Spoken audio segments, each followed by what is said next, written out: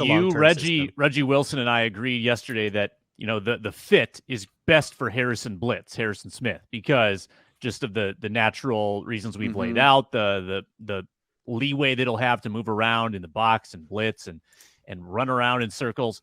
Maybe the worst fit personnel-wise might be, and he's not on the team, he's a free agent, but Patrick Peterson.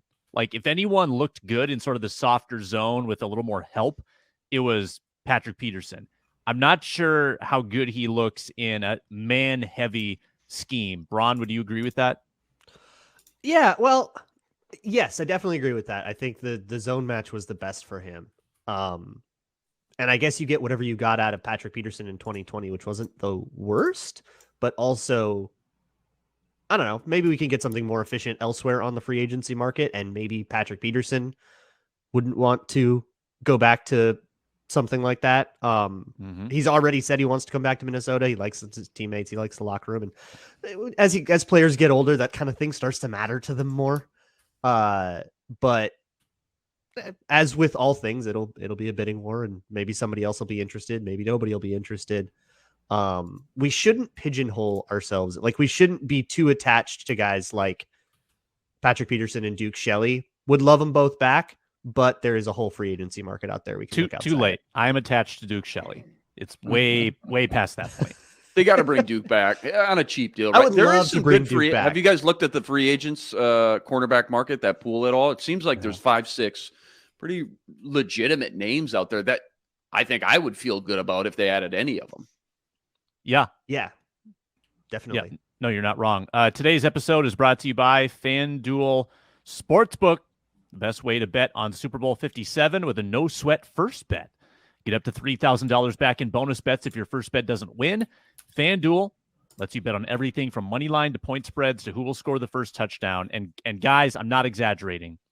Just take 10 minutes and scan, and we'll do our props later in the show. Scan FanDuel's NFL page on the Super Bowl. There must be 1,000 ways to bet, and I'm not exaggerating. There are so many ways.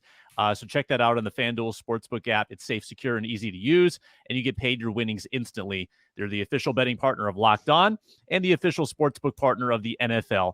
FanDuel.com/LockedOn to claim your no-sweat first bet on Super Bowl 57. FanDuel, make every moment more. We teased this in the open. Let's pay it off.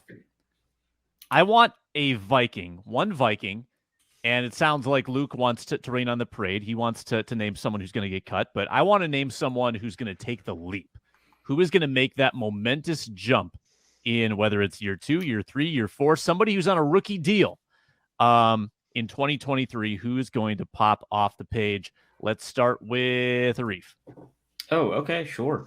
The one who didn't prepare for this. Yeah, the one who didn't prepare. Okay, so I'm going to leave some of the more popular picks or kind of the easier picks because I figured I would go last because I was less prepared. So I picked a somewhat more obscure one. So I'm going to let you all dig into that. I think Gophers defensive end / defensive tackle kwesi-adofo-mensah, I think, has a real chance to, make a big leap forward, because I thought how we ended the season, which, I've talked in the past about how we can't overfocus on players that end the season strong. History suggests that doesn't tell us very much, but I think when you've got a rookie who was raw coming into the draft, who was raw coming into camp, who needed a lot of work to get ready, when he suddenly becomes, a more developed player, that I think is pretty meaningful, or at least it seems meaningful. I'm willing to get tricked by it. And so I think that you put him in a system where he can continue to develop, same defensive line coach. You put him in a system that's going to open up more opportunities for him to rush the passer, that's going to teach him to be a little bit better of a run defender. I think that there's a lot of things opening up for him, especially when you've got somebody that is really comfortable running hybrid fronts, somebody like Brian Flores, that's got the ability to put him in situations where he's comfortable. Because remember, when he was in the draft, so he, the Gopher system, he was a 4-3 defensive end on the outside shoulder of the tackle, but he projected because of his size and length as a 5 technique, as somebody who might 2-gap as a 3-4 defensive end. He has the physical skill set for that, but he doesn't have the technical tool set for that. And I think that if you can develop him along those lines with somebody who has a hybrid front, take advantage of that athleticism, and given what we've seen so far, I think there's an opportunity for him to pop off. I like that. And I thought he looked good last year. Luke Inman, who you got? Yeah, I kind of had the same mindset actually as Arif, and just like I think you can pick almost any of those guys from last year's class.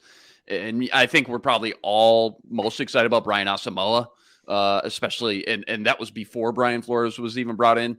Andrew Booth too, knowing I think Booth's going to be kind of forced to kind of sink or swim here pretty quickly in this defense. So how quickly can he adjust? Because there's going to be a lot of pressure on him, not just stay healthy, but to adapt to this new scheme that leaves cornerbacks out there on an island playing that man coverage rather quickly. But I'm going to go like number 3 or 4 past some of those easy ones. Patrick Jones. I just think he's a guy who kind of unofficially leapfrogged DJ Wanham as edge number 3 in the defense.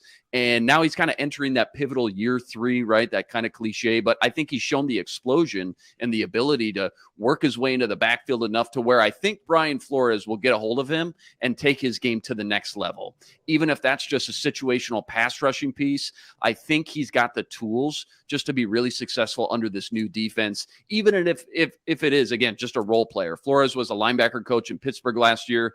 He knows how much to lean on those guys, and he knows how much he needs kind of that third pass rusher in the defense at times, behind Za'Darius, behind Hunter. I just think he'll be asked to play a little bit bigger piece of the puzzle than he was last year, because by now I think we kind of know what he is and what he isn't. But in a league with just so many sub-package guys on the field, Arif called out these hybrid fronts that we're going to see, I think he can carve out his own kind of unique role and be successful under Brian Flores. So I'm kind of excited to see about Patrick Jones in year 3. Braun, do you actually have someone that you want to cut? And can I guess who it is? You can guess who it is, but I might holster that take and save it for camp. Oh, come on, man. Well, that is, come on. Okay, no, fine. Okay, guess who it is. Gave it to the people in the open. Right. Well, I assume it's it not Ed Ingram. I think I'm going to ignore anybody who was a rookie last year. James Lynch is too boring. Patrick Jones? DJ Wanham. No, but that would be a spicy one. No, Yeah. It's Dantzler. Oh, that is spicy. Okay. That's wowie. Yeah. Considering that there's only no quarterbacks 4 in the roster. corners under contract right now. One of them's on a reserve futures deal. Yeah, I was like, well, who's the 4th? Okay. Kalen Barnes? Let's go. I think Kalen Barnes or like Tay Gowan or one of those guys. But yeah, I think he's been jerked around a whole bunch of systems, which I think has really stunted his development. There have been many Ty Dunn articles written about how the brash coaching style did not mesh with Cameron Dantzler. So I think of all of the people on the Vikings roster, if we're to pick a loser of the Brian Flores hire, it might be Dantzler. I'll say this. I don't think that your take is like completely out of pocket or anything like that, but I will say outside of coverage busts, which I understand, aside from that, how was the play, Mrs. Lincoln, right? But I get that. He looked really good when he knew what his assignment was and he was in coverage, which I think he took a huge step forward. And I think that the Vikings want to invest in that. And I know that you already took into account the fact that the Vikings just don't have cornerbacks. That was part of the spiciness of the take, but I do think that's going to play a role in keeping him. But I like it. I like the strength. I like it too. It's a weird dichotomy. Because go ahead. I was just going to say, Flores is a guy who walked up to Tua Tagovailoa in practice and said, if I knew you were going to be this bad, I would have drafted Mac Jones. Like, that's just his personality. But because he gets results, wherever he goes, most of the players love playing for him. Tua is not built for that, man. Yeah. Tua is not built for that kind of coach. It's Cam Dantzler. Yeah, you got to know who you're dealing with. Tua needs McDaniel to show him 1,000 plays where he's good, right? Isn't that what he did? Yeah. The Dantzler dichotomy is so mysterious because Arif's absolutely right. Like the majority of plays, he looks good, he looks solid, but he keeps losing battles with lesser, like Rashad Breeland beats him out. Duke Shelley. So the number one thing that gets players benched is not that they're bad at the techniques that they're taught or that they're unathletic or that they're unproductive. The number one thing that gets players benched is mental mistakes. That is why you get benched. And that's the stunted development I was referring to. And so that's why Dantzler was losing out battles to Duke Shelley, right? And I mean, Duke Shelley was playing well, but initially the Vikings were not anticipating that Duke Shelley would play well, but they kept doing it because he knew the assignment, right? So in like the very non-TikTok meme way, but right, but that's exactly what I thought of. Yeah, but like that, I mean, that was critical, right? Because Dantzler 60 snaps, you're probably going to get 56 extremely good ones out of him. And you were probably not going to get that from the guy that he got benched for. But those 4 are important. Mm-hmm. And so that's usually the primary reason that players